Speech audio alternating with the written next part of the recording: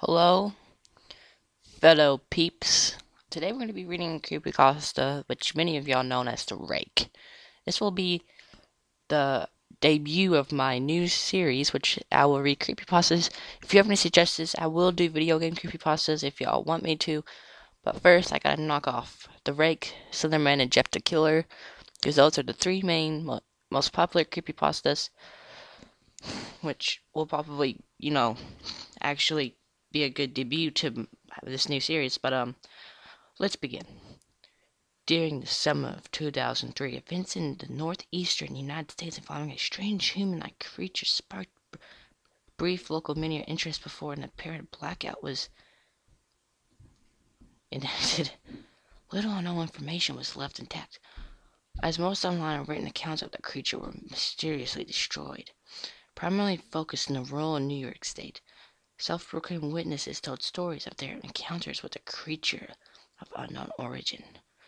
Emotions ranged from extremely traumatic levels of fright and discomfort to an almost childlike sense of playfulness and curiosity.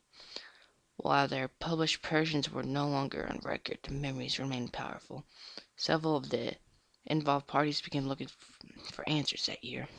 In early 2006, the collaboration had accumulated nearly 24 documents dating between the 12th century and present day, spanning 4 continents. In almost all cases, the stories were identical. I've been in contact with a member of this group who was able to get some expert from their upcoming book, The Rake, a suicide note, 1964. As I prepare to take my life, I feel it is necessary to assuage any guilt or pain I have introduced to this act.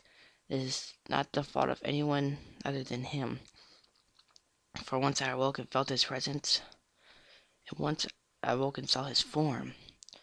Once again I awoke and heard his voice.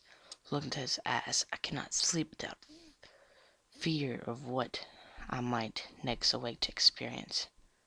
I cannot ever awake. Goodbye. Found in the same one box were 2 empty envelopes addressed to William Monroe's. In one loose personal letter with no envelope. Dearest Lenny, I have prayed for you. He spoke your name. A journal entry, translated from Spanish, 1880.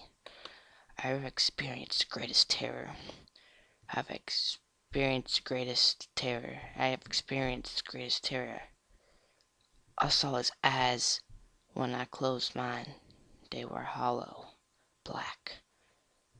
They saw me and pierced me. His wet hand, I will not sleep. His voice. The rest of the text was unintelligible. And I know in that entry it repeated, I have experienced the greatest terror 3 times.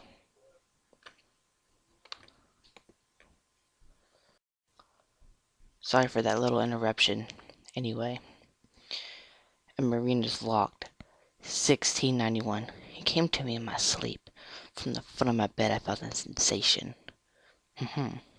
Giggity.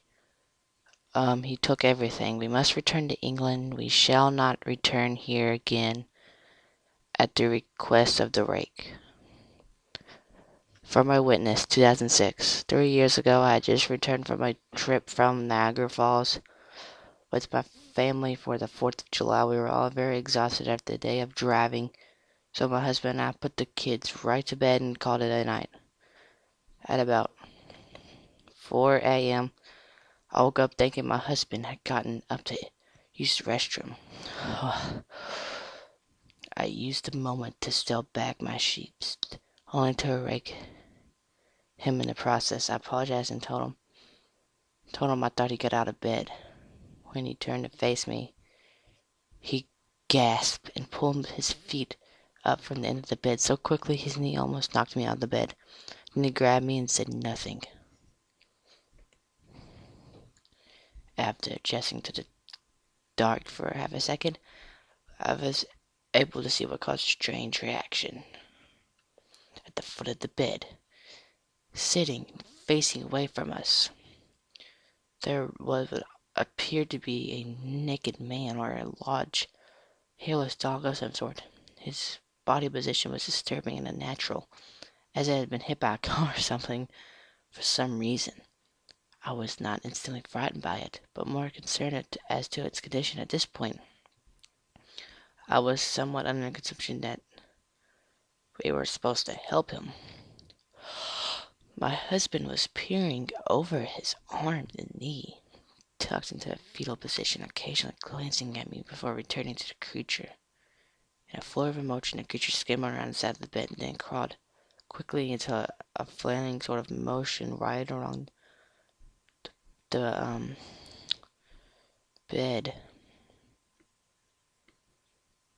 One second, right around the bed, and it was less than a foot from my husband's face. The creature was completely silent about 30 seconds, or probably closer to 5. It seemed a while, just looking at my husband. The creature then placed his hand on the knee and ran to the hallway, leading to the kids' room. Oh God. Ah! I screamed and ran from the light switch, planning to stop him before he hurt my children.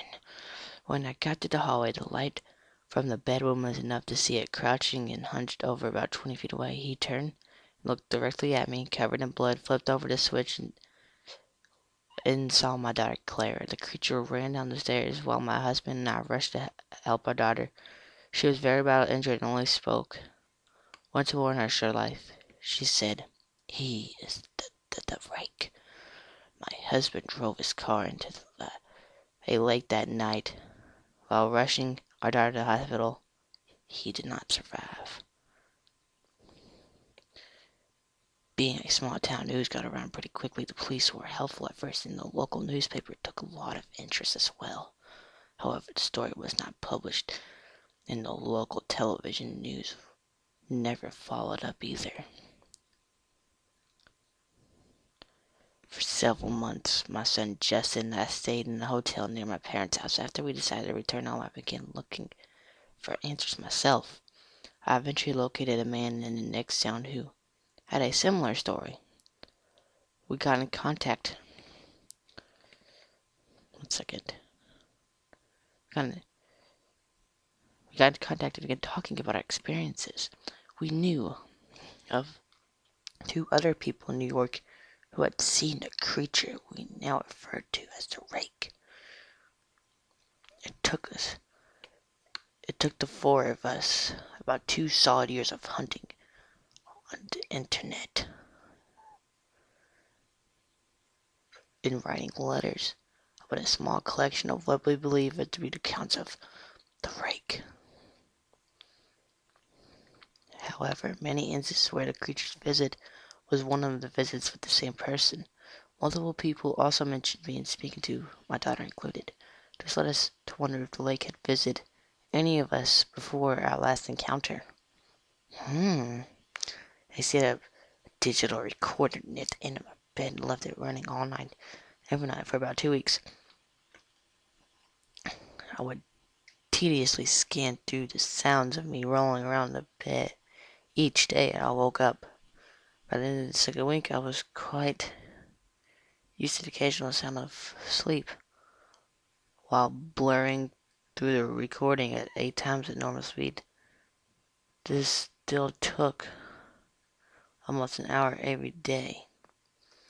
On the first day of the 3rd week, I thought I heard something different. What I found was a shrill voice. It was the Rake. I can't listen to it as long enough to be transcribed. I haven't let anyone listen to it yet, because that's a smart idea, and I could get some help and tell the local authorities, but I'm just gonna not tell anybody about it, because I'm a smart person. All I know is that I've heard it before, and I believe it spoke when I was sitting in front of my husband. I don't remember hearing anything at that time, but for some reason, the voice on the critter randomly brings back to that moment. The thoughts that must have gone through my daughter's head made me very upset. We have not seen the Rake since he ruined my life, but I know he's been in my room where I slept. I know and fear that one night I will wake up to see him staring at me.